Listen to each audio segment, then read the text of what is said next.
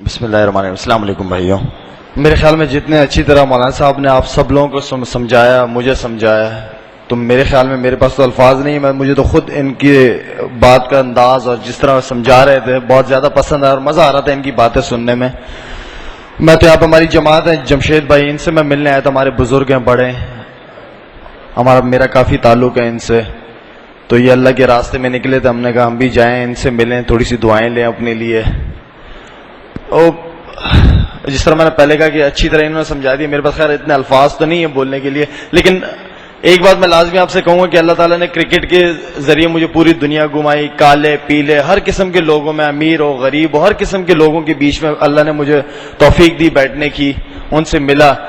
لیکن آپ یقین کریں میں نے ایسے ایسے لوگوں کو دیکھا ہے کہ جن کی صرف تنخواہ کوئی 2 سے 2,500 روپے تنخواہ ہوگی، 5-6 بچے ہوں گے، اور آپ یقین کریں کہ ان کی زندگی اتنی زبردست اور اتنی سکون والی زندگی. آج کل کے دور میں 2-2,500 روپے والا بندہ، 5-6 بچے، سمجھ نہیں آتا کہ بندہ کس طرح اسکول بھی جاتے ہیں، کھاتے پیتے بھی ہیں 3 وقت کا، اور کوئی پرابلم نہیں ہے ان کو. اس کی وجہ صرف اور صرف جو مجھے نظر آئی، ان کا تعلق اللہ سے بہت زیادہ ہے. وہ اللہ تعالیٰ نے ان کے 2-2,500 روپے میں اتنی برکت ڈالی ہوئی ہوتی ہے کہ وہ اپنے مزے سے اپنی زندگی کو گزار رہے ہیں. تو جس کی زندگی میں دین ہے، پورا کا پورا دین ہے، وہ زندگی سب سے خوبصورت ترین زندگی، وہ اس دنیا میں بھی کامیابی اور آخرت میں بھی ہے. اور جس کی زندگی میں دین نہیں ہے، اس کی زندگی جانور سے بھی بدتر زندگی ہے. میں اپنی مثال دیتا ہوں، میں خود بھی پٹھان کا تو یہ مشہور ہے نا کہ نماز پڑھتے ہیں، کام سارے کرتے ہیں لیکن نماز نہیں چھوڑتے. 3-4 وقت نماز میں بھی پہلے پڑھا کرتا تھا. تو میرے کافی عرصے سے میرے ایاز بھائی ہمارے ساتھ آئے میں، یہ میرے گھر بڑا آیا کرتے تھے، تو میں ان کو بگا دیتا تھا یا چوکیدار وغیرہ سے منع کرا دیتا تھا.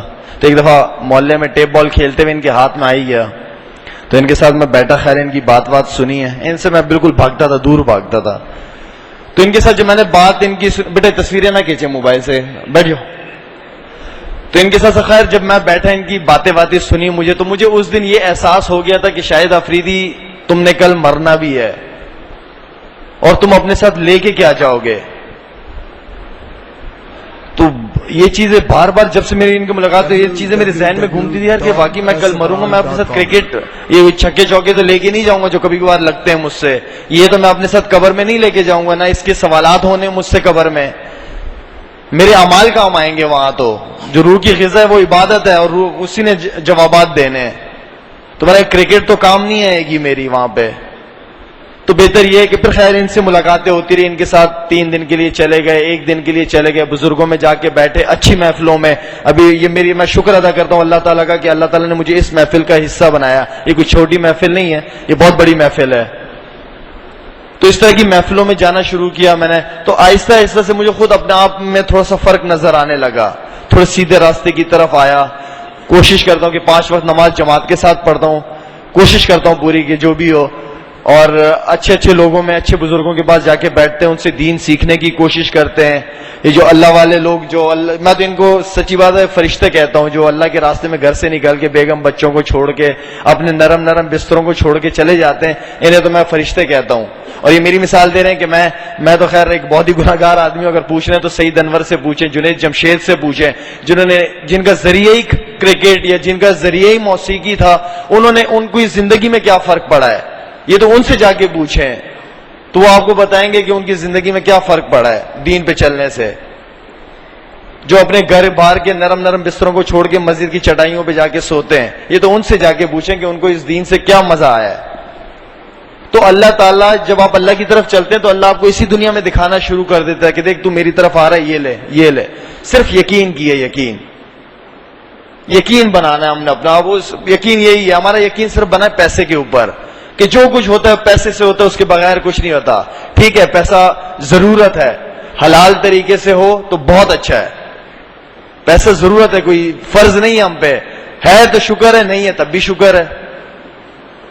ہمیشہ اپنے سے نیچے لوگوں کو دیکھیں، اللہ کا شکر ادا کریں. جو کچھ ہونا، بھی بہت سارے یہاں پہ بچے ایسے ہیں، لوگ ایسے ہیں جو میری وجہ سے اس مسجد میں آئے ہیں، یہ مجھے پتا ہے میری وجہ سے. لیکن میں آپ کو کیا دے سکتا ہوں؟ سر مل لیں گے، ملاقات ملا لیں گے، چلا جاؤں گا. میں اپنی نیت یہ کر کے آئے کہ میں نے مسجد جانا ہے، صرف اللہ کی وجہ سے جانا ہے. مسجدوں میں اللہ کی وجہ سے آیا کریں، شخصیات کی وجہ سے. میں کیا ہوں؟ میں تو خود ایک بہت بڑا گناہگار آدمی ہوں یار. تو میری وجہ سے کیا مسجد میں، اللہ کی وجہ سے مسجد میں آیا کریں.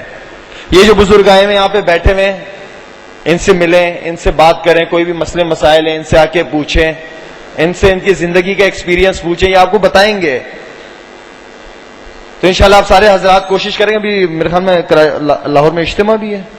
کب سے شروع ہوا؟ 12 سے انشاءاللہ لاہور میں اجتماع بھی ہے. میری بھی کوشش ہے اللہ کرے ٹیسٹ ٹیم کے ساتھ نہ جاؤں، نکل جاؤں اجتماع میں انشاءاللہ 3 دن کے لیے لاہور. اور انشاءاللہ ارادہ میرا، میں نے تو مجھے تو یہ ایریا بہت پسند آیا. انشاءاللہ میرا امید ہے کہ یہاں سے انشاءاللہ 3 دن کے لیے لازمی جماعت لے کے، میں خود اپنی کی جماعت لے کے یہاں لازمی انشاءاللہ آپ لوگوں کے ساتھ 3 دن گزاروں گا. لیکن اس کی بھی ایک شرط ہے کہ بھئی یہاں سے بھی تو جماعتیں نکلنی چاہیے نا.